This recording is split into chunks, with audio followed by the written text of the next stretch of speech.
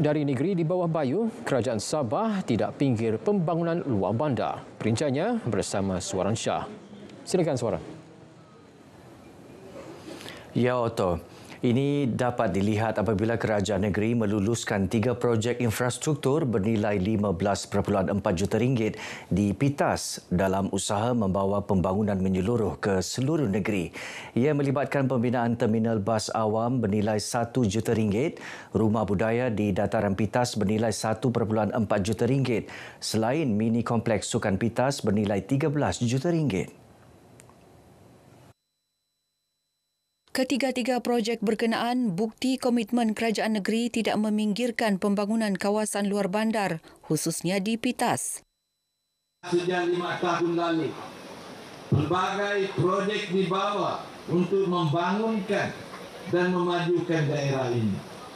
Ini merupakan agenda keutamaan kerajaan bagi memastikan agar setiap lapisan masyarakat dapat menikmati pembangunan di negeri ini. Selain sektor pertanian dan perikanan serta pembangunan infrastruktur, pelancongan turut diberi keutamaan. Datuk Haji G menyatakan demikian ketika berucap pada Majlis Pecah Tanah Projek Perumahan dan Komersil Lembaga Pembangunan Perumahan dan Bandar LPPB Kampung Taka PITAS. Projek ini dilaksana di atas tanah berkeluasan 15.2 hektar. Ketua Menteri juga memberitahu perbincangan akan diadakan dengan Lembaga Kemajuan Perhutanan Negeri Sabah, SAFODA, bagi cadangan mengeluarkan sebidang tanah milik syarikat berkenaan untuk digazetkan sebagai kawasan perkampungan penduduk di PITAS. Dan ini perlu saya bincang dulu dengan SAFODA. SAFODA punya tanah. Jadi kita tidak boleh cakap terus-terus di sini. Kasih dan turun di awal. Tetapi SAFODA ialah satu agensi kerajaan negeri. InsyaAllah kalau itu yang diperlukan oleh rakyat, kita akan usahakan dan beri pertimbangan sewajarnya.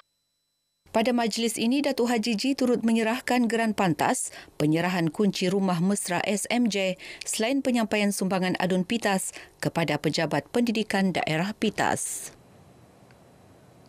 Dalam pada itu, Datuk Haji G mengumumkan adun PITAS Datuk Seri Dr. Rudi Awar sebagai calon gabungan rakyat Sabah GRS. Beliau akan bertanding bagi kerusi DUN PITAS pada pilihan raya umum DUN Sabah ke-17. Tidak berapa lama lagi Dewan Negeri akan kita bubar untuk pilihan raya. Sekali lagi saya minta rakyat kita di PITAS ini sokong calon GRS, sokong Datuk Rudi Awar. Datuk Haji G berkata sejak membentuk kerajaan pada 2020, GRS PH Plus bukan sahaja berjaya membawa pembangunan seperti digariskan dalam Pelan Pembangunan Hala 7 Sabah Maju Jaya, malah berjaya membawa kesejahteraan secara holistik.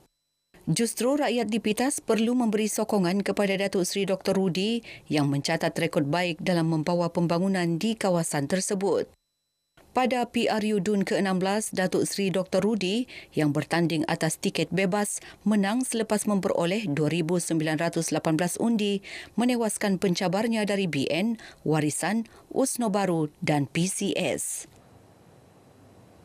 23 keluarga kehilangan rumah akibat bencana tanah runtuh di Penampang baru-baru ini akan menerima bantuan rumah SMJ.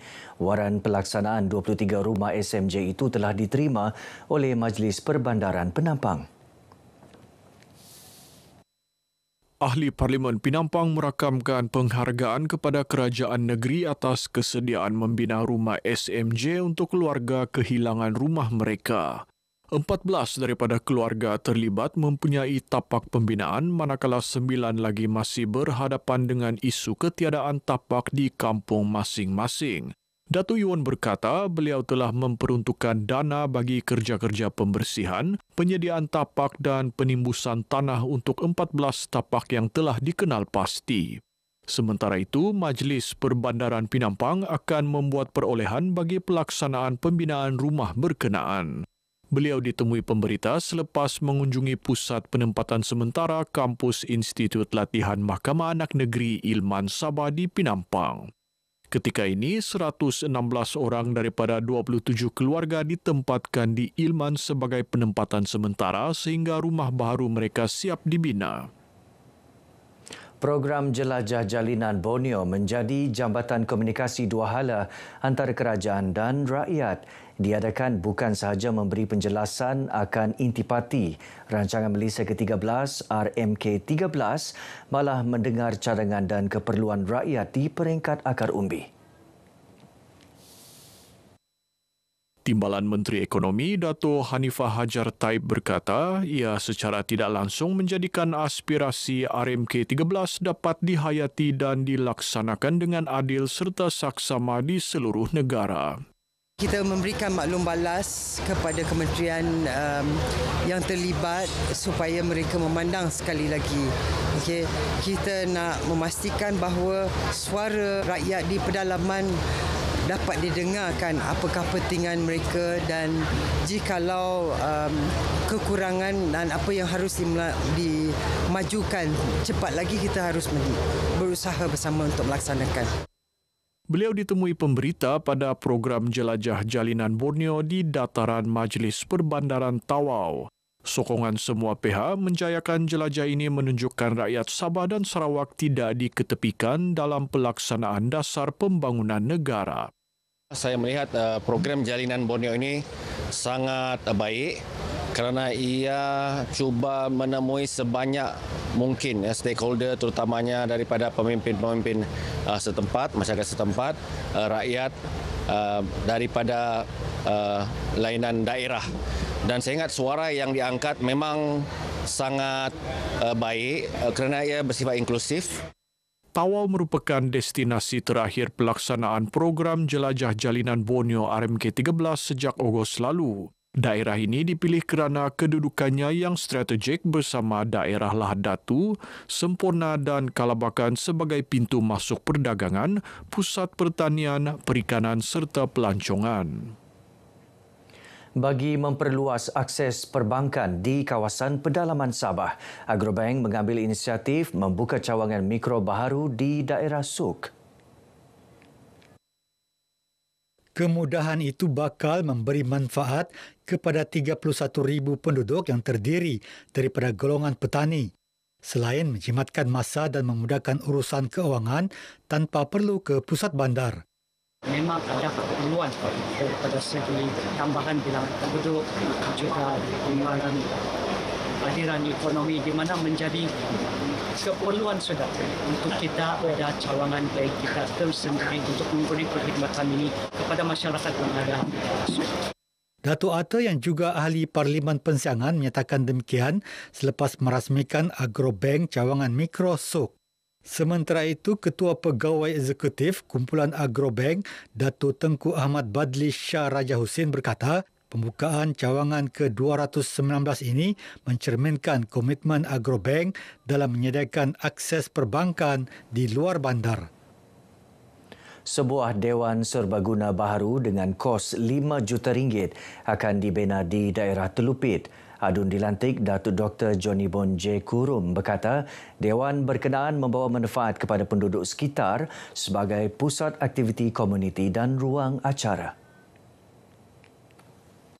Pejabat daerah yang akan mengendalikan dan inilah yang diminta oleh perolehan melalui Kementerian Keuangan supaya kita sendiri yang menyediakan dia punya desain, iketik, unjuran perbelanjaan dan sebagainya. Inilah yang saya mau laksanakan dan buat mengikut aspirasi Telupit, ciri-ciri yang beridentitikan Telupit yang ada sedikit unsur-unsur kebudayaan kita. Beliau ditemui pemberita RTM dalam Majlis Pecah Tanah Tapak Dewan berkenaan di Telupit. Dato' Johnny Bon berharap syarikat konsesi serta agensi terlibat dapat mematuhi jadual pelaksanaan projek ini mengikut tempoh yang ditetapkan. Dewan yang dikenali sebagai Valai Pisong Peruan Telupit ini dilengkapi kemudahan gelanggang pelbagai jenis sukan dengan kapasiti lebih 1,000 orang dalam satu-satu masa. Anugerah Perkhidmatan Cemerlang APC iktiraf peranan guru dalam melahirkan pelajar berkualiti sekaligus menjadi motivasi kepada warga pendidik tingkatkan kualiti pembelajaran di sekolah. Pegawai Pendidikan Daerah Sandakan, Datu Roslin Datu Siabok menyatakan demikian kepada pemberita selepas program Anugerah Perkhidmatan Cemerlang dan Majlis Jasamu dikenang di Dewan SJKC Cihua Sandakan. Kepada semua warga pendidik di daerah Sandakan ini supaya menjadikan anugerah ini menjadi satu semangat untuk terus berjuang bagi memastikan anak-anak kita di Sandakan ini juga berjaya seperti anak-anak yang lain. Kecemerlangan penerima anugerah bukan sahaja mencerminkan kualiti perkhidmatan, malah menjadi inspirasi kepada rakan sejawat untuk terus meningkatkan mutu kerja. Seramai 314 penerima anugerah dan 87 pesara diraikan pada majlis ini. Baik, saudara, sekian paparan dari Sabah untuk petang ini. Untuk lebih banyak perkembangan dalam berita wilayah, kembali bersama Otto. Malaysia Madani, rakyat disantuni. Silakan Otto. Terima kasih, Suaran, langsung dari Sabah.